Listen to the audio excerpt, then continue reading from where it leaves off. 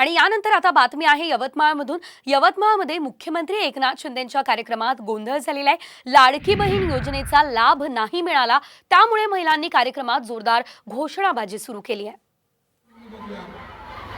मुख्यमंत्री एकनाथ शिंदे हे बोलत असतानाच हा गोंधळ झाला असल्याचं आपण बघतोय।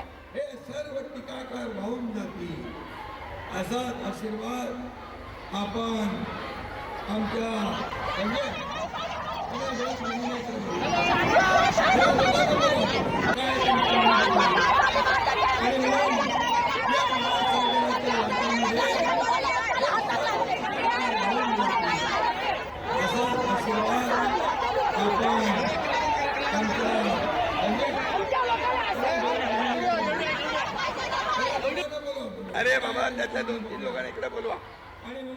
काय नाही, त्यांना बोलवतो, मी बोलवतो, त्यांना बोलवतो, काय त्यांचं म्हणणं बघू आपण।